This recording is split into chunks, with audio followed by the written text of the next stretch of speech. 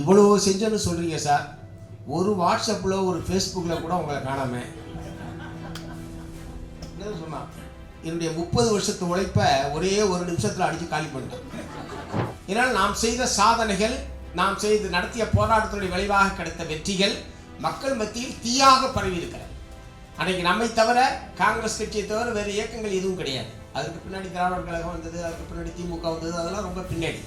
இன்றைக்கு இருக்கக்கூடிய அரசியலை வைத்துக்கொண்டு கம்யூனிஸ்டுகள் இப்படித்தான் என்று சொல்லி நம்மளை விமர்சிக்கக்கூடிய, தவறாக விமர்சிக்கக்கூடிய அல்லது மோசமாக விமர்சிக்கக்கூடிய ஒரு நிலைமையை நாம் பார்த்து கொண்டிருக்கிறோம்.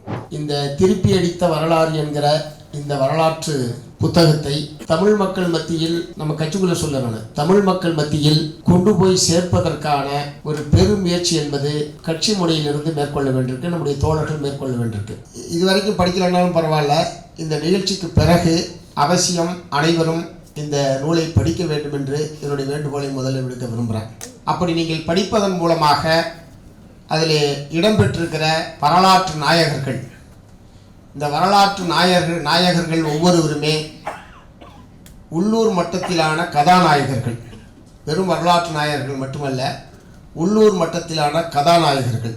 ஒவ்வொருவருடைய அந்த பங்களிப்பையும் நீங்கள் படித்தீர்கள் என்று சொன்னால் நிச்சயமாக அந்த ஒவ்வொருவரை பற்றியும் சமூக வலைதளங்கள் மூலமாக தனித்தனி பத்திகளாக ஒவ்வொருவரை பற்றியும் நீங்கள் பரப்புவதன் மூலமாக தமிழ்நாட்டு இளைஞர்கள் மத்தியில், தமிழ்நாட்டிற்குரிய நம்முடைய கட்சி அணிகள் மத்தியில் ஒரு தூண்டுதலை, இவர் இப்படியா என்று சொல்லி ஒரு தூண்டுதலை நிச்சயமாக நம்மால் உருவாக்க முடியும். ஒட்டுமொத்த புத்தகத்தையும் நீங்கள் படியுங்கள் என்று சொல்வதை விட, தோழர் PS தனுஷ்கோடி, தோழர் மணலி கந்தசாமி, தோழர் N வெங்கடாசலம், தோழர் P சீனிவாசராவ், தோழர் குப்பு, களப்பால் குப்பு, இப்படி ஒவ்வொருவரும் ஹீரோ தான். நீங்கள் அதில் முழுசாக அந்த வரலாற்று நூலுடைய முதல் பாகத்தை நீங்கள் படித்தீர்கள் என்று சொன்னால், நான் சொன்ன இந்த பெயர்கள் முழுவதும் ஒவ்வொருவரும் அவரவர்களுடைய பங்களிப்பில் ஒரு மாபெரும் சாதனையை நிகழ்த்தியிருக்கிறார்கள் என்பதை நிச்சயமாக தோழர்கள் உணர முடியும். அதை நிச்சயமாக பரப்ப வேண்டும் என்கிற உணர்வை உங்களால் பெற முடியும். ஆகவே அந்த வகையில் தோழர்கள் முதலில் வாசிக்க வேண்டும், உள்வாங்க வேண்டும். அதை எப்படி படிக்கிறோமோ அதை விட பரப்புவது என்பது மிக முக்கியமான ஒன்று. ஏனென்றால் இன்றைக்கு இருக்கக்கூடிய இளைய தலைமுறையிடம் நாம் என்ன செய்தோம் என்பதே தெரியாத ஒரு நிலைமை என்பதுதான் இருக்கிறது. இன்றைக்கு இருக்கக்கூடிய அரசியலை வைத்துக்கொண்டு கம்யூனிஸ்டுகள் இப்படித்தான் என்று சொல்லி நம்மளை விமர்சிக்கக்கூடிய, தவறாக விமர்சிக்கக்கூடிய அல்லது மோசமாக விமர்சிக்கக்கூடிய ஒரு நிலைமையை நாம் பார்த்து கொண்டிருக்கிறோம். ஆகவே நம்முடைய சாதனைகள், நாம் செய்த சாதனைகளை மக்கள் மத்தியில் கொண்டு போய் சேர்ப்பது என்பது நமக்கு முன்னால் இருக்கிற மிக முக்கியமான ஒரு பணி. தோழர் செல்வா பேசும்போது சொன்னார் வாச்சாத்தியை பற்றி. வாச்சாத்தி தீர்ப்பு வந்த உடனே லயாலா கல்லூரியில் பேசுறதுக்காக கூப்பிட்டாங்க. கிட்டத்தட்ட ஒரு 1500-2000 மாணவர்கள் இருக்கும். அங்கே ஒரு பெரிய ஹால் இருக்குது. லயாலா கல்லூரி போன தோழர்களுக்கு தெரியும், ஒரு பெரிய அரங்கம் இருக்குது. அந்த அரங்கம் நிரம்பி வழிந்தது. தீர்ப்பு வந்து ஒரு மாதம், ஒரு 2 மாதத்திற்குள் அந்த நிகழ்ச்சி என்பதை அங்கே இருக்கக்கூடிய நம்முடைய பேராசிரியர் தோழர்கள், நம்முடைய சபை தோழர்கள் சேர்ந்து ஏற்பாடு செய்திருந்தார்கள். அரங்கம் நிரம்பி வழிந்தது. நான் கிட்டத்தட்ட ஒரு மணி நேரம், 1.25 மணி நேரம் பேசியிருப்பேன். பேசி முடித்ததுக்கு பிறகு மாணவர்கள் கேள்விகள் என்கிற முறையில் வந்தாங்க. அதில் ஒரு பையன் வந்து இந்த மாதிரி மேடையில் நின்றுட்டு, இவ்வளோ செஞ்சோன்னு சொல்கிறீங்க சார், ஒரு வாட்ஸ்அப்பில் ஒரு ஃபேஸ்புக்கில் கூட உங்களை காணாம என்னுடைய 30 வருஷத்து உழைப்பை ஒரே ஒரு நிமிஷத்தில் அடித்து காலி பண்ணிட்டேன். அந்த பையன் என்னையா செஞ்சீங்கன்னு சொல்லிட்டு. அதனால் நாம் செய்ததை முதல்ல மக்கள் மத்தியில் கொண்டு போய் சேர்ப்பது என்பது மிக மிக முக்கியமான ஒரு கடமை. இல்லைன்னா நாங்கள்லாம் விளம்பரத்தெல்லாம் விரும்ப மாட்டோம், நாங்கள் அதெல்லாம் வந்து வெளியே சொல்லிக்க மாட்டோம், நம்ம செஞ்சதை நாம் சொல்லணும்னா வேற எவனும் சொல்ல மாட்டான். இவங்க இப்படிலாம் செஞ்சாங்கன்னு வேறு யாராவது சொல்ல போகிறானா? வேறு இயக்கத்தை சார்ந்தவர்கள், வேறு கட்சியை சார்ந்தவர்கள் யாருமே சொல்ல மாட்டாங்க. அதனால் நாம் செய்ததை நாம் தான் மக்கள் மத்தியில் கொண்டு போய் சேர்க்க வேண்டும். உண்மையிலே நம்முடைய இயக்க வரலாற்றில், அகில இந்திய அளவில் இருக்கக்கூடிய இயக்க வரலாற்றில் எப்படி தெலுங்கானாவுக்கு ஒரு முக்கியமான இடம் இருக்கிறதோ, வார்லி பழங்குடி மக்களுடைய போராட்டத்துக்கு எவ்வளோ முக்கியமான இடம் இருக்கிறதோ, அல்லது தேவகா போன்ற போராட்டங்களுக்கு எவ்வளோ முக்கியமான இடம் இருக்கிறதோ, அத்தகைய ஒரு வரலாற்று முக்கியத்துவம் வாய்ந்த ஒரு போராட்டம் தான் ஒன்றுபட்ட தஞ்சை மாவட்டத்தினுடைய விவசாயிகள் இயக்கத்தினுடைய வீரம் செறிந்த போராட்ட வரலாறு. அதுக்கு எந்த விதத்திலும் குறைந்ததல்ல. இங்கே வெவ்வேறு இடத்திலையும் கோரிக்கைகள் வேறாக இருக்கலாம், போராட்ட முறைகள் வேறாக இருந்திருக்கலாம். ஆனால் ஒரு இணையான ஒரு வரலாற்றை அந்த காலத்தில் இருந்த நம்முடைய தலைவர்கள் உடல் பொருள் ஆவி அத்தனையையும் தியாகம் செய்து அந்த சாதனையை படைத்திருக்கிறார்கள் என்பதை நாம் உணர வேண்டும். அதில் ஒவ்வொரு தலைவரை பற்றியும் வருகிற போது அந்த குடும்பங்கள் பட்டிருக்கிற கஷ்டங்கள், அவர் பட்ட கஷ்டங்கள், சிறைவாசங்கள், இந்த மாதிரியான இதெல்லாம் நீங்கள் பார்த்தீங்கன்னு சொன்னால், நான் தான் சொன்னேன், உடல் பொருள் ஆவி அத்தனையும் தியாகம் செய்து தான் நம்முடைய இயக்கம் அந்த மாபெரும் சாதனையை நிகழ்த்தி இருக்கிறது என்பதை நாம் உணர வேண்டும்.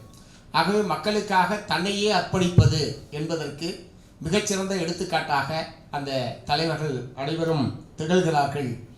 தோழர் என் வெங்கடாசலம், தஞ்சை மாவட்டத்தினுடைய தஞ்சை, அதாவது மேற்கு தஞ்சையினுடைய மாபெரும் கதாநாயகன் தோழர் என் வெங்கடாசலம் அவர்கள் சாதி ஒழிப்பு போராட்டத்தில், அது சாதிய ஒடுக்குமுறைக்கு எதிரான போராட்டத்தில் மிக முக்கியமான பங்களிப்பை செய்தவர். அது போன்ற பல தோழர்கள், பிற்படுத்தப்பட்ட சமுதாயத்தில், முற்படுத்தப்பட்ட சமுதாயத்தில் பிறந்த பல தோழர்கள் பட்டியல் சாதி மக்களுடைய விடுதலைக்காக, சாதிய பாகுபாட்டுக்கு எதிராக, சாதிய ஒடுக்குமுறைக்கு எதிராக, பண்ணையடிமைத்தனத்திற்கு எதிராக தங்களை முன்னிறுத்தி தாங்கள் முன்னின்று போராட்டம் நடத்தி வெற்றி கண்டவர்கள் நம்முடைய இந்த பிற்படுத்தப்பட்ட சமுதாயத்தில், முற்படுத்தப்பட்ட சமுதாயத்தில் பிறந்த பல தலைவர்கள். ஆகவே அங்கே நடந்த போராட்டம், அதனால தான் நாம் சொல்கிறோம், கீழத்தஞ்சை மாவட்டத்தில் நடந்திருக்கிற போராட்டம் என்பது வர்க்க போராட்டம். பட்டியல் சாதியை சார்ந்தவர்கள், விவசாயிகள், நிலப்பரப்புவாக இருந்தவர்கள். இந்த பாங்கல் சாமிநாதன் ஒரு கேரக்டர் வரும். பி சீனிவாசராவ் காலத்தில் சங்கத்திலே ஈடுபட்டு ஒரு முன்னணி செயல் வீரராக இருந்து நீண்ட காலம் வாழ்ந்து மறைந்த தோழர் பாங்கல் சுவாமிநாதன் அவர்கள். அதில் ஒரு செய்தி சொல்லுவார். அவர், நானே அப்போ தான் இந்த புத்தகத்தை படித்த பிறகு தான் தெரிஞ்சுட்டேன், கருணாநிதியும் அவரும் கிளாஸ்மேட்டுன்னு. ஸ்கூல்மேட்டுன்னு சொல்லி, ஏன்னா இவர் பாங்கல் சாமிநாதனுடைய காரில் தான் கருணாநிதி ஏறிக்கிட்டு போயிருக்காரு. எல்லாம் ஒரே ஊருக்காரவங்க. அங்கே பள்ளியில், ஒரே பள்ளியில் படித்திருக்கிறார்கள். அவங்க போயிருக்காங்க. அவர் தலைவர் மாணவர் சங்கத்துக்கு. யார்? கருணாநிதி தலைவர், பாங்கல் சுவாமிநாதன் செயலாளர். இப்படி மாணவர் சங்கம் பள்ளியில் ஆரம்பித்து நடத்திக்கிட்டு இருந்திருக்காங்க. அப்புறம் ஒரு போராட்டம், போலீஸ் அடக்குமுறை வருதுன்னொன்னே கருணாநிதி வந்து ஓடி போயிட்டாராம். அது எழுதியிருக்காரு, பயந்துட்டு ஓடி போயிட்டாரு. இது வந்து நேரடியாக அவரை சந்தித்து வாக்குமூலம் பெற்று பதிவு செய்திருக்கிறார். பாங்கல் சுவாமிநாதனிடம் நேரடியாக பாங்கல் சுவாமிநாதனிடம் வாக்குமூலத்தை பெற்று அவருடைய வார்த்தைகளிலேயே தோழர் வந்து பதிவு செய்திருக்கிறார். ஆனால் வெளியில் சொல்லுகிற வரலாறுகள்லாம் இந்திய எதிர்ப்பு வீரர் என்கிற முறையில் தான் அது வந்து சித்தரிக்கப்பட்டு கொண்டிருக்கிறது. அது நான் இந்த புத்தகத்துக்கு வந்த பிறகு தான் தெரிஞ்சுக்கிட்டேன். ஏன்னா இவ்வளவு நாளும் அவர் இந்திய எதிர்ப்பு வீரர் என்கிற முறையில் தான் தமிழ்நாட்டு மக்கள் மத்தியில் அது முன்வைக்கப்பட்டு வந்திருக்கிறது. ஆனால் உண்மை வேறாக இருக்கிறது. பாங்கல் சுவாமிநாதன் போன்ற நிலப்பிரபுக்கள், பிஎஸ்டி போன்ற பண்ணையடிமைகளும் பாங்கல் சுவாமிநாதன் போன்ற நிலப்பிரபுக்களும் ஒரே செங்கொடியின் கீழ் திரண்டு அந்த மாவட்ட மக்களுடைய பண்ணையடிமைத்தனத்திலிருந்து விடுதலை செய்வதற்காகவும், குத்தகை விவசாயிகளை பாதுகாப்பதற்காகவும், நில வெளியேற்றத்திலிருந்து தடுப்பதற்காகவும் ஒரு மாபெரும் இந்த போராட்டத்தை நடத்தி நம்முடைய இயக்கம் என்பது வெற்றி கண்டது. அதன் விளைவாகத்தான் பலவிதமான சட்டங்கள், இன்றைக்கு தமிழ்நாட்டில் விவசாயிகளுக்கு சாதகமான பல்வேறு சட்டங்கள் நடைமுறையில் இருக்கிறது என்று சொன்னால், அந்த சட்டங்கள் இயற்றப்படுவதற்கு ஒவ்வொரு சட்டத்திற்கு பின்னாலும் நம்முடைய போராட்டம் தான் அதற்கு அடிப்படையாக இருந்திருக்கிறது என்பதை அந்த வரலாற்றை படிக்கிற போது நீங்கள் உணர முடியும். பனையால் பாதுகாப்பு சட்டமாக இருந்தாலும் சரி, அங்கே இருக்கக்கூடிய குடிசை வாழ் மக்களுடைய குடியிருப்பு உரிமை பாதுகாப்பு சட்டமாக இருந்தாலும் சரி, அல்லது நில உச்சவரம்பு சட்டமாக இருந்தாலும் சரி, இந்த மாதிரியான சட்டங்கள் எல்லாமே நம்முடைய கட்சியினுடைய விவசாயிகள் இயக்கத்தினுடைய நீடித்த போராட்டத்தினுடைய விளைவாகத்தான் ஒவ்வொரு சட்டமாக தமிழ்நாட்டிலே இயற்றப்பட்டிருக்கிறது. அதுதான் இன்றைக்கும் இத்தகைய மக்களை பாதுகாத்து கொண்டிருக்கிறது என்பதையும், நாம் என்ன செய்தோம், என்ன சாதித்து கிழித்தீர்கள் என்று கேட்டால், இன்றைக்கு வந்திருக்கிற பல்வேறு சட்டங்களுக்கும் நாங்கள் தான் அடிப்படையானவர்கள், காரணமானவர்கள் என்பதை நம்மால் நெஞ்சு நிமிர்த்து சொல்ல முடியும். ஆகவே நாம் நடத்திய அந்த பண்ணையடிமையாக இருந்த மக்களை அதிலிருந்து விடுவித்து மாபெரும் போராளிகளாக, மற்றவர்களுக்கு இணையான போராளிகளாக, இணையான மனிதர்களாக மாற்றியது என்பது செங்கடி இயக்கத்தினுடைய மகத்தான சாதனை என்பதை நான் உங்களுடைய கவனத்துக்கு கொண்டு வர விரும்புகிறேன். ஆகவே இந்த நூலை அவசியம் ஒவ்வொரு பக்கத்தையும் படிக்க வேண்டும். அது ரணியன் சிவராமன் ஒவ்வொருத்தரையும் நீங்கள் படிக்கும்போது புதிய புதிய செய்திகளை, காவல்துறையினுடைய அடக்குமுறையை, பண்ணையார்களுடைய அடக்குமுறையை, அல்லது பண்ணையார்கள் பூரா எப்படி நிலப்பரப்புகள் பூரா காங்கிரஸ் கட்சியிலே சேர்ந்து கொண்டு நமக்கு எதிராக செயல்பட்டார்கள் என்பதை, தமிழ்நாட்டுடைய அரசியல் வரலாற்றோடு இணைந்ததுதான் நம்முடைய போராட்ட வரலாறு என்பது, அதை நீங்கள் படிக்கிற போது உணர முடியும். இந்த தியாகம் என்பது, உயிரையே தியாகம் செய்வது என்பதெல்லாம் நீங்கள் யோசிச்சு பாருங்க. வேலையை விட்டுட்டு வர்றது, வேலைக்கு போகாமல் இருக்கிறது, அதெல்லாம் வேற. உயிரையே தியாகம் செய்வது, இதில் வந்தால் சிறை, சித்திரவதை, அடக்குமுறை, உயிர் போகும், உயிர் பலியாகும் என்பதையெல்லாம் தெரிந்தே தான் நம்முடைய தோழர்கள் இந்த இயக்கப்பணிகளிலே தங்களை ஈடுபடுத்தி கொண்டிருக்கிறார்கள். முதலாக சங்கம் துவங்கிய போது சேரங்குளம் அமிர்தலிங்கம், அவர் முக்குளத்தோர் சமூகத்தை சார்ந்தவர். வெங்கடேஷ சோழகர், அவர் பிற்படுத்தப்பட்ட சமுதாயத்தை சார்ந்த தோழர். களப்பால் குப்பு, அவர் பட்டியல் சமூகத்தை சார்ந்தவர். இவர்களெல்லாம் தான் அந்த பகுதியினுடைய மாபெரும் தலைவர்களாக இருந்து நம்முடைய விவசாயிகள் சங்கத்தை அந்த பகுதி முழுவதும் அனைத்து கிராமங்களிலும், அது ஒவ்வொன்றையும் பார்த்தீங்கன்னா மேய்ச்சி இருக்குது. ஒரு இடத்துல குடியேற்றுறதுன்னு இப்போ மக்கள் ஊரில் வசூல் பண்ணி இப்போ சந்தா போடுறதுக்கு நம்ம வீடு வீடாக போய்கிட்டு இருக்கோம். அப்போ எங்களை சங்கத்தில் சேர்த்துங்கன்னு அவங்க திறந்து வந்திருக்காங்க, தலைவர்களை தேடி ஊர் பூரா வசூல் பண்ணி கொண்டு வந்து இந்த காசை, சில்லற காசை கொண்டு வந்து கொடுத்து எங்கள் ஊரில் வந்து சங்கத்தை கட்டுங்க, எங்கள் ஊரில் வந்து கொடியை ஏற்றுங்க என்று. இதனால் நாம் செய்த சாதனைகள், நாம் செய்து நடத்திய போராட்டத்தினுடைய விளைவாக கிடைத்த வெற்றிகள் மக்கள் மத்தியில் தீயாக பரவி இருக்கிறது. அன்றைக்கு நம்மை தவிர, காங்கிரஸ் கட்சியை தவிர வேறு இயக்கங்கள் எதுவும் கிடையாது. அதற்கு பின்னாடி திராவிடர் கழகம் வந்தது, அதற்கு பின்னாடி திமுக வந்தது, அதெல்லாம் ரொம்ப பின்னாடி. ஆனால் அன்றைக்கு அந்த பகுதியில் இருந்தது என்பது காங்கிரஸ் கட்சி, கம்யூனிஸ்ட் இயக்கம், இந்த 2 இயக்கம்தான் அங்கே இருந்தது. மிராஸ்தார்கள் பூரா காங்கிரஸ் கட்சியில் இருந்தார்கள்.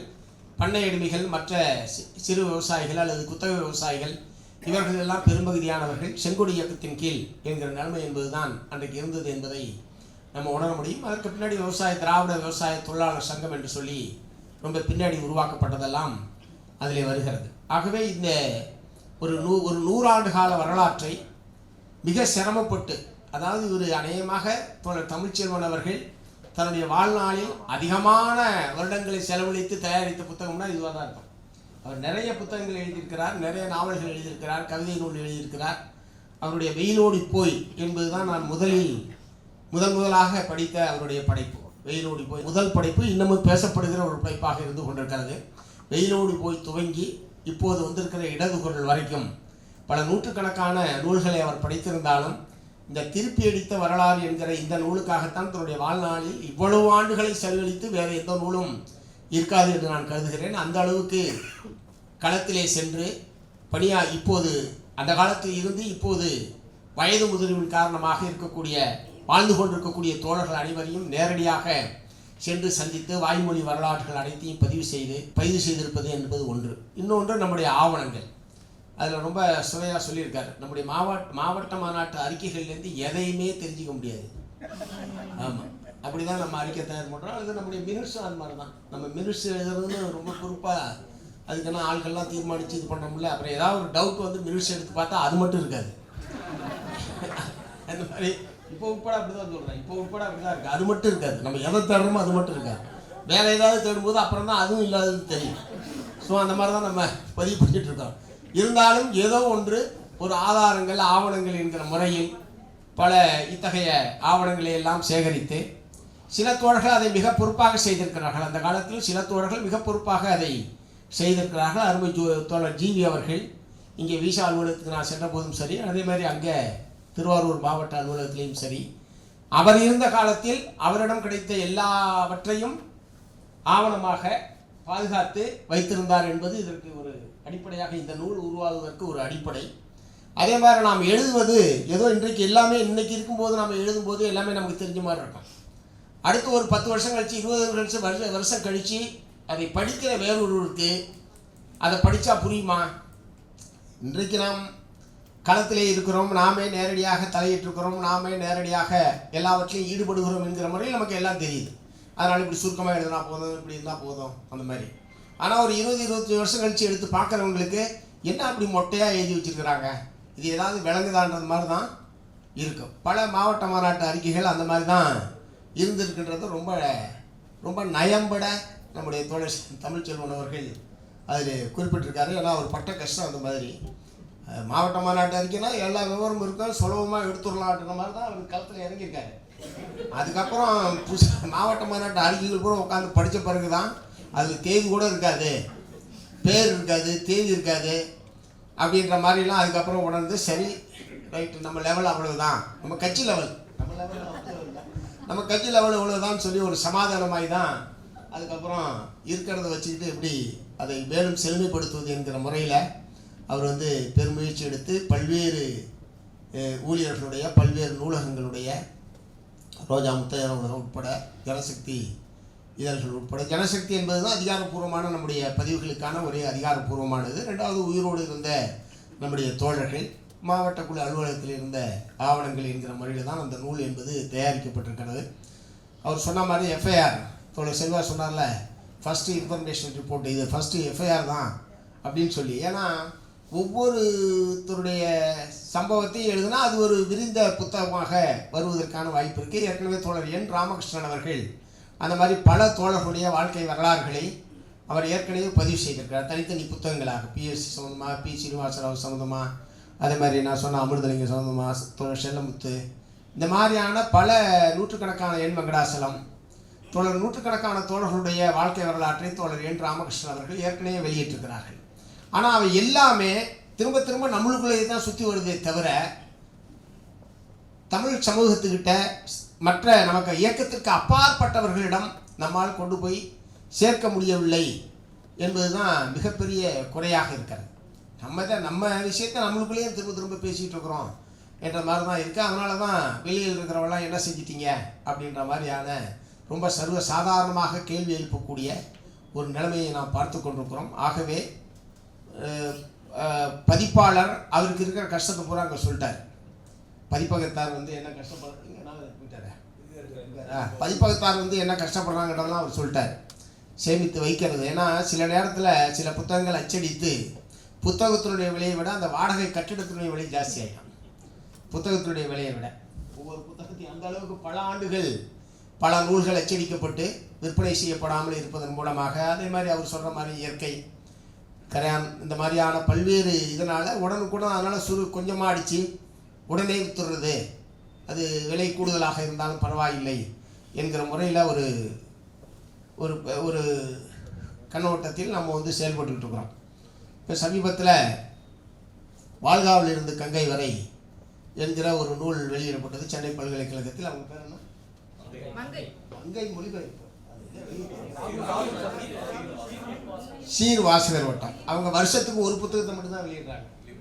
அப்படியா? வருஷத்துக்கு ஒரு புத்தகத்தை வெளியிடுறது, அதை 20,000 25,000 வெளியிடுவது, 100 ரூபாய் விலைக்கு கொடுக்கறது அப்படின்ற மாதிரி. எவ்வளவு பக்கங்களாக இருந்தாலும் 100 ரூபாய் விலைக்கு கொடுப்பது என்கிற முறையில் நண்பர்களுக்குள் ஒரு சேமிப்பை உருவாக்கி அந்த மாதிரியான ஒரு இதை வந்து அவங்க பண்ணி பரவலாக அந்த புத்தகம் என்பது, அதாவது பரவலாக வாசகர்களை அடைய வேண்டும் என்கிற நோக்கத்தோடு சிறந்த நூல்களை தேர்ந்தெடுத்து இந்த மாதிரியான ஒரு முயற்சி என்பது நடைபெறுகிறது. நம்மளை மாதிரி விலை அதிகமாக இருந்தாலும், அச்சடிக்கிற பிரதிகள் குறைவாக இருந்தாலும், விலை அதிகமாக இருந்தாலும் நம்ம வந்து அதை குறிப்பிட்ட நபர்கள்ட்ட கொண்டு போய் சேர்க்கறது என்ற முறையில் ஒரு முயற்சி. பரவலாக சிறந்த நூல்களை தமிழ்நாட்டு மக்கள் மத்தியில் வாசகர் மத்தியில் கொண்டு போய் சேர்க்க வேண்டும் என்கிற முறையில் சீர் வாசகர் வட்டம் போன்றவர்கள் அந்த மாதிரியான அதுவும் ஒரு நல்ல முயற்சி தான். அது ஒன்றும் பாராட்டத்தக்க ஒரு முயற்சி. ஏன்னா வாழ்காவில் இருந்து கங்கை வரையில் என்னமோ அநேகமாக ஒரு 100 பதிப்பு அது கண்டிருக்குமா? அநேகமாக கண்டிருக்கும். அதெல்லாம் ஒரு ஏன்னா அநேகமாக வந்தவங்க இயக்கத்துக்குள்ளே வந்தவங்க எல்லாருமே அதை படிக்காத யாரும் இருக்க மாட்டாங்க. நம்ம இயக்கத்துக்குள்ளே வந்தவங்க எல்லோருமே கிட்டத்தட்ட அதெல்லாம் நூற்றுக்கணக்கான பதிப்புகள், பல மொழிபெயர்ப்புகள், தமிழ்லேயே பல மொழிபெயர்ப்பாளர்கள் மொழிபெயர்ப்புகள் இப்படிலாம் வந்திருக்குது. ஸோ இந்த முறையில் தமிழ் வாசகர்கள் படிப்பதற்கு போகணும் பிரச்சனை எழுத்தோட. இப்போ வேள்பாரி வந்து 1,00,000 பிரதியை தாண்டி போச்சுன்னா படிக்கிறதுக்கு இருக்கிறதுனால தான் இது போகுது. வெறும் வாங்கி அலங்காரமாக வச்சுக்கின்றது மட்டும் இல்லையே. 1,00,000 பிரதிகள் அவ்வளவு அதிகமான விலை, அதிகமான பக்கங்கள், 1,00,000 பிரதிகள் தாண்டி விற்பனையாகி இருக்கிறது என்பது இதே தமிழ்நாட்டுக்குள்ளே தமிழ் தெரிந்தவர்கள் தான் வாங்கியிருக்கிறார்கள். பட் என்னென்னா அதை பற்றிய விளம்பரம், பிரச்சாரம், அது போய் வாசகர்களை அடைந்தது மாதிரி நம்முடைய வரலாற்று நூல்கள் வாசகர்களை வாசகர்களிடம் கொண்டு போய் சேர்க்கவில்லை. அது சென்றடையவில்லை என்று நான் சொல்லவில்லை, கொண்டு போய் நாம் சேர்க்கவில்லை என்பதுதான் அந்த குறை என்பது நம்மளிடையே இருக்கிறது. ஆகவே பெரும்பாலான மக்கள் மத்தியில், நமக்கு அப்பாற்பட்ட மக்கள் மத்தியில் எப்படி போய் கொண்டு சேர்ப்பது, அதுவும் குறிப்பாக இன்றைக்கு இருக்கக்கூடிய இளைஞர்கள் மத்தியில் எப்படி போய் கொண்டு போய் சேர்ப்பது என்பதுதான் நாம் செய்ய வேண்டிய மிக முக்கியமான ஒரு எதிர்கொள்கிற மிக முக்கியமான ஒரு பிரச்சனையாக நான் பார்க்கிறேன். அந்த முறையில் வந்திருக்கிற தோழர்கள் இளைஞர்கள் மத்தியில் இதை கொண்டு போய் சேர்ப்பு, அதுவும் குறிப்பாக இப்போது திடீரென்று பற்றி கொண்டது கரப்பான் பூச்சி. அந்த உச்சநீதிமன்ற தலைமை நீதிபதி, ஆமாம், அவருக்கு தான் நன்றி சொல்லணும். இல்லைன்னா நமக்கு இப்படி ஒரு ஒரு நிகழ்வு நடக்குன்னு நம்ம யாராவது நினச்சி பார்த்துருப்போமா? உச்சநீதிமன்ற நீதிபதிக்கு தான், ஆமாம் கரெக்டு, சிஜேபிக்கு அவர் தான் ஃபவுண்டர். அவர் வேலை வெட்டியில் இருக்கிற பசங்க பூரா கரப்பா பூச்சி மாதிரி சுற்றிக்கிட்டே இருக்கிறாங்க அப்படின்னு சொல்லி இளைஞர்களை பார்த்து அவர் பேசிய அந்த உச்சரித்த அந்த வார்த்தைகள், ஒட்டுணிகள், கரப்பான் பூச்சிகள் என்று அவர் உச்சரித்தது என்பது இளைஞர்களை மிகப்பெரிய ஆவேசம் கொள்ள வைத்து விட்டது. திடீரென்று பார்த்தால் 4 நாளையில் 1 கோடி பேருன்றாங்க, 2 கோடி பேருன்றாங்க, எல்லாம் ஆன்லைன் மெம்பர்ஷிப்பு என்ற முறையில். அது பார்த்திங்கன்னா நாடு பூராவுமே ஒரு விவாதத்திற்கும் உலகத்தினுடைய கவனத்தை ஈர்க்கக்கூடிய ஒன்றாகவும் அந்த நிகழ்வு என்பது சமீபத்திலே நிகழ்ந்தது. இன்றைக்கும் கல்வி, வேலையின்மை உள்ளிட்ட பிரச்சனைகளில் அவர்கள் விடாப்பிடியான ஒரு போராட்டத்தை நடத்தி கொண்டிருக்கிறார்கள். ஆகவே இளைஞர்களுக்கு அரசியலில் ஆர்வம் இல்லை என்றெல்லாம் நாம் முடிவுக்கு வரக்கூடாது. இளைஞர்களை நாம் எப்படி அணுகுகிறோம் என்பதுதான் நமக்கு முன்னாடி இருக்கிற ஒரு பிரச்சனை என்று நான் பார்க்கிறேன். அந்த முறையில் இளைஞர்கள் மத்தியில் இந்த நம்முடைய வரலாற்று செய்திகளை கொண்டு போய் சேர்ப்பதற்கு வந்திருக்கிற தோழர்கள் அனைவரும் முயற்சிக்க வேண்டும். அவர் சொன்னதைப் போல ஒவ்வொருவரும் வந்திருக்கிற ஒவ்வொருவரும் அல்லது வரவேண்டிய மாவட்டங்கள், ஒரு மாவட்டத்துக்கு ஒரு 50னா கூட சரியா போச்சுங்க. அவர் சொன்ன கணக்கு 40 மாவட்டம், ஒரு மாவட்டத்துக்கு 50னா கூட ஒரு 2000 புத்தகம். அது ஒன்றும் பெரிய சிரமமான விஷயமே கிடையாது. இப்போ இருக்கக்கூடிய வரவு செலவில் ஒரு 500 ரூபா கொடுத்து இந்த மாதிரியான ஒரு வரலாற்று ஆவணத்தை நாம் பெற்றுக்கொள்வது என்பது ஒன்றும் சிரமமான ஒரு விஷயம் அல்ல. ஆகவே ஒவ்வொருவரும் நம்முடைய நண்பர்கள், நம்முடைய தோழர்கள் என்கிற முறையில் நீங்கள் வந்திருக்கிற ஒவ்வொருத்தரும் ஆளுக்கு ஒரு 5 பிரதிக்கான ஏற்பாடு பண்ணுறதுனா கூட அது ஒரு பெரிய அளவில் புதியவர்கள் மத்தியில் கொண்டு போய் சேர்றதுக்கான வாய்ப்பு என்பது இருக்கிறது. அந்த வகையில் நம்முடைய தோழர்கள் இதனுடைய விற்பனைக்கு உரிய முயற்சிகள் எடுக்க வேண்டும். அதே மாதிரி இதில் பணியாற்றிய தோழர்கள், அதில் நிறைய ஒரு பட்டியல் விட்டிருக்கிறார் நம்முடைய தோழர் தமிழ்ச்செல்வன் அவர்கள். குறிப்பாக தோழர் நம்முடைய வெங்கடேசன், நம்முடைய முனைவர் வெங்கடேசன் அவர்கள் ஒரு மிகப்பெரிய உதவியை அவர் அந்த நாகப்பட்டினம் மாவட்டத்தை சார்ந்த நம்முடைய தோழர் இவருடைய கூடவே இருந்து இவை அனைத்தையும், இந்த விவரங்கள் அனைத்தையும் சேகரிப்பதிலே, அதனால் இந்த மாதிரியான ஆராய்ச்சி பணியிலே ஈடுபட்டிருக்கக்கூடிய தோழர்கள், இளம் தோழர்கள், மாணவர்கள் நம்முடைய வரலாறுகளை, இப்போ உதாரணத்துக்கு சென்னை மாவட்ட தொழிற்சங்க வரலாறு என்பது திலீப் தயார் பண்ணவில்லை என்று சொன்னால் நாம் அந்த நூல் நமக்கு கிடைச்சிருக்குமானே தெரியாது. விட்டுவிட்டால் நம்ம தயார் பண்ணியிருப்போம். தோழர் திலீப் என்கிற ஆராய்ச்சி மாணவர் சென்னை தொழிற்சங்க வரலாறு என்கிற அந்த வரலாற்றை தன்னுடைய ஆய்வு நூலாக அவர் எடுத்துக்கொண்டதற்கு பிறகுதான் கண் பார்வையற்றவர், பிறகு ஐஐடியுடைய பேராசிரியராக இருந்து பணியாற்றி மறைந்த தோழர் அவர்தான் சென்னை தொழிற்சங்க வரலாற்றை, இந்த மாதிரி ஏராளமான தோழர்கள், மாணவர்கள் மிகப்பெரிய பங்களிப்பை நம்முடைய இடதுசாரி இயக்கம், செங்கோடி இயக்கத்தினுடைய வரலாற்றை உருவாக்குவதில் மிக முக்கியமான உதவிகளை செய்ய முடியும். ஆகவே இன்னமும் வெளிக்கொண்டு வரப்பட வேண்டிய வரலாறுகளை தொடர்ந்து நாம் வெளியிடுவது என்பது இன்றைக்கு இருக்கக்கூடிய அரசியல் சூழலில் இடதுசாரி இயக்கத்தை பலப்படுத்துவதற்கு பழைய வரலாறுகளை நாம் அறிந்து கொள்வதும், பழைய வரலாறுகளை இப்போ இருக்கக்கூடிய சமூகத்து மத்தியில் கொண்டு போய் சேர்ப்பது என்பதும் ரொம்ப ரொம்ப அவசியமான ஒன்று. அந்த முயற்சி என்பது தொடர வேண்டும். இது கட்சியில் முடிவு செய்து தோழர் தமிழ்ச்செல்வன் அவர்களிடத்திலே பொறுப்பு ஒப்படைத்து அவர் அதில் சொல்லியிருக்கிற மாதிரி தோழர் ஜிவி அவர்கள் நான் சாகிறதுக்குள்ளேயாவது இந்த புத்தகத்தை கொண்டு வந்துருக்கான்னு கேட்டார். அது இன்னும் எனக்கு மனசுக்குள்ளே உறுத்தலாகவே இருந்து கொண்டிருக்கிறது அப்படின்னு சொல்லி, ஏன்னா ஜிவி விவசாயிகள் இயக்கத்துடைய ஒரு மாபெரும் தலைவர், இந்த வரலாற்றில் ஒரு நீண்ட நெடிய வரலாற்றில் பயணிக்கக்கூடியவர் தோழர் ஜிவி அவர்கள், தோழர் ஜி வீரையன் அவர்கள். அவர் கேட்டதில் 100% நியாயங்கள் இருக்கிறது. ஏன்னால் முதலாக விவசாயிகள் இயக்க வீர வரலாறுன்னு ஒரு சின்ன பதிவை செய்தவர் தோழர் ஜிவி தான். இல்லைனா அதுக்கு முன்னாடி அது கூட நம்மள்கிட்ட எதுவும் கிடையாது. விவசாயிகள் இயக்கத்தின் வீர வரலாறு பின்னாடி தமிழ்நாடு விவசாயிகள் சங்கத்தின் சார்பில் அதை தோழர் முதல்ல பாலாஜி வெளியிட்டார். அதுக்கப்புறம் தமிழ்நாடு விவசாய சார்பில் திரும்பவும் நம்ம வந்து வெளியிட்டோம். அது அவர் பள்ளி செல்லாதவர் என்றாலும் கூட அவர் பதிவு செய்தது என்பது தான் அடிப்படை. அதிலிருந்து தான் ஆலமரமாக இன்றைக்கு பல்வேறு வரலாறுகளை தேடி நாம் வந்து செல்வதற்கான ஒரு அடிப்படையை தோழர் ஜிவி அவர்களுடைய புத்தகம் என்பது தான் நமக்கு அடிப்படையாக விளங்கியது என்பது. ஸோ அந்த மாதிரி பல தோழர்கள் இதை எதிர்பார்த்து காத்திருந்த நிலையில் இதை வந்து போன கட்சி காங்கிரஸில் வெளியிடணும்னு சொல்லி ஒரு முயற்சி என்பது எடுத்தோம். கட்சி காங்கிரஸ்லேயே வெளியிடணும் மதுரையில் அப்படின்னு சொல்லிட்டு. ஆனால் அதுக்குள்ளே முடியலன்னு சொல்லி தோழர் சொல்லிட்டார். அதுக்குள்ளே அதாவது ஒரு மன நிறைவாக அதை முடிக்க முடியாது அப்படி தான் சொன்னார். அது ஒரு மன நிறைவாக என்னால் செய்ய முடியாது. அதுக்குள்ளே அவசரப்படுத்துனீங்கன்னா அது வேறு விஷயம். ஒரு மன நிறைவாக என்னால் செய்யணும்னா அதுக்குள்ளே முடியாதுன்ற முறையில் அதுக்கப்புறமா கீழே வெண்மணி தியாகிகள் நினைவுதளத்தன்று அது மிக பொருத்தமாக வெளியிடுவது என்று நாம் வந்து முடிவு செய்தோம். பட் அங்கேயும் நம்மால் வெளியிட முடியவில்லை. ஒரு தீர்ப்பளித்த வரலாறு என்கிற முன்பதிவு மட்டும் நாம் வந்து பண்ணோம். ஸோ அதுக்கு பிறகு திருத்துறைப்பூண்டியில் எந்த நம்முடைய தோழர் இந்த ஒட்டுமொத்த வரலாற்றினுடைய கதாநாயகன் அல்லது தலைவர் தோழர் பி சீனிவாசராவ் அவர்கள். அவர் திருத்துறைப்பூண்டியை மையமாக வைத்துத்தான் ஒட்டுமொத்த கீழத்தஞ்சை மாவட்டத்தினுடைய அவர் அந்த இடையில நான் ஒரு முறை அவர் எங்கே தான் தங்கியிருந்தார் என்று கேட்டேன். திருத்துறைப்பூண்டிக்கு வந்தால் அவர் எங்கே தான் தங்கியிருந்தார். தோழர்கள் கூட்டிகிட்டு போய் ஒரு திண்ணையை காமிச்சாங்க.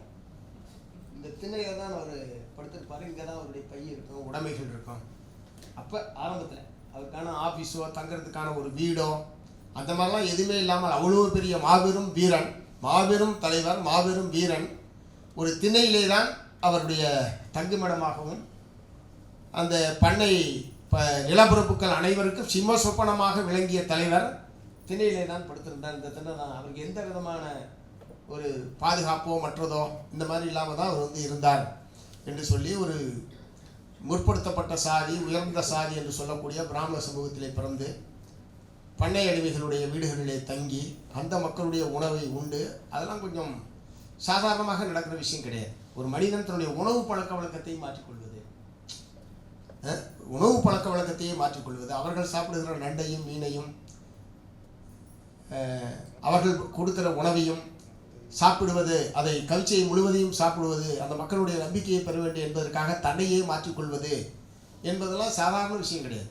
அது நோக்கம் இந்த மக்களை விடுதலை செய்ய வேண்டும், இந்த மக்களை அணிதிரட்ட வேண்டும், நம்முடைய இயக்கத்தை பலப்படுத்த வேண்டும் என்கிற ஒரு வெறி இருந்த மனிதர்களால் தான் அத்தகைய சாதனைகளால் நிறுத்த முடியும். அத்தகைய ஒரு தலைவராக தோழர் பி சீனிவாசன் அவர்கள் இந்த தலைவர்கள் அனைவரையும் உருவாக்கி வளர்த்தெடுத்திருக்கிறார்கள். இங்கே மட்டுமல்ல, தமிழ்நாடு முழுவதும் இந்த மாதிரி இது கீழத்தஞ்சை மாவட்டத்தினுடைய வரலாறு.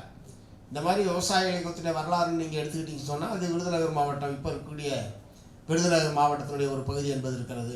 அதே மாதிரி கிருஷ்ணகிரி மாவட்டத்தினுடைய ஒரு பகுதி என்பது இருக்கிறது.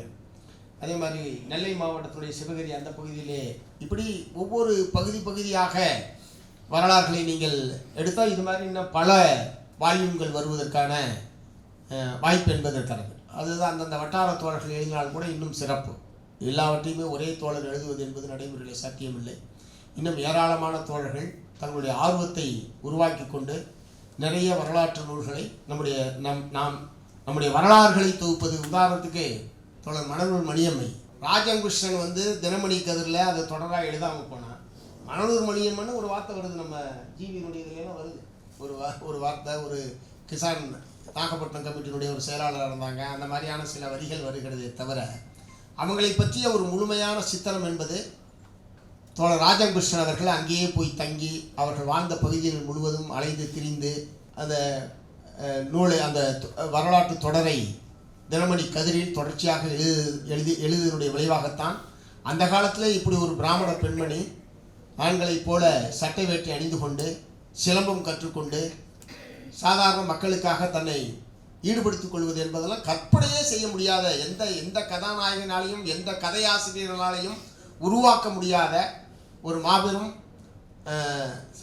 அந்த தோழருடைய அந்த வாழ்க்கை வரலாறு பாதம் பதிந்த அடிகள் என்பதெல்லாம் கட்டாயம் தோழர்கள் படிக்க வேண்டும். எப்படி இந்த மாதிரி ஒரு விதவை பிராமண சமூகத்தில் பிறந்து விதவையாகி மக்களுக்காக தன்னுடைய சமூகத்தையே எதிர்த்து, பிராமண சமூகத்தை எதிர்த்து களத்திலே நின்று போராடி வெற்றி கண்டவர் என்பதையெல்லாம் நாம் இந்த மாதிரி ஒவ்வொருத்தரை பற்றியும் ஏராளமாக சொல்ல முடியும். ஆகவே இதையெல்லாம் நான் ஒவ்வொன்றையும் தொட்டு செல்வதற்கான காரணம், ஒவ்வொருவரை பற்றியும் நீங்கள் தேடி படிக்க வேண்டும். அதை மற்றவரோடு பகிர வேண்டும். ஆரம்பத்தில் நான் சொன்னதைப் போல சமூக வலைதளத்தில் நாளையிலிருந்து இதில் இருக்கக்கூடிய ஒவ்வொரு போர்ஷன் ஒவ்வொரு தோழர் சம்பந்தமாகவும் நீங்கள் ஒவ்வொருவரும் பதிவிடுவதன் மூலமாக யார் அந்த PS தனுஷ்கோடி, யார் அந்த மரணி கந்தசாமி, யார் அந்த P சீனிவாசராவ், யார் அந்த களப்பால் குப்பு, யார் அந்த பட்டுராசு, யார் அந்த என் வெங்கடாசலம் என்று தேட வேண்டும். சமூக வலைதளங்களில் தேட வேண்டும். அல்லது இது எங்கே கிடைக்கும், இவரை பற்றி தெரிந்து கொள்வதற்கான நூல் எது என்று ஒரு தூண்டுதலை தமிழ் சமூகத்தின் மத்தியில் உருவாக்குவதற்கு நிச்சயமாக நீங்கள் அனைவரும் உதவ முடியும். இந்த பட்டறையின் மூலமாக அத்தகைய ஒரு ஆர்வத்தை தூண்டுகிற அல்லது ஒரு தூண்டுதலை ஏற்படுத்துகிற ஒரு நிகழ்வு நடைபெறும் என்று சொன்னால் அதுவே இந்த பட்டறையினுடைய மகத்தான வெற்றியாக இருக்கும். அதற்கு நீங்கள் அனைவரும் பாடுபட வேண்டும் என்று கேட்டு வாய்ப்புக்கு நன்றி கூறி நிறைவு செய்கிறேன்.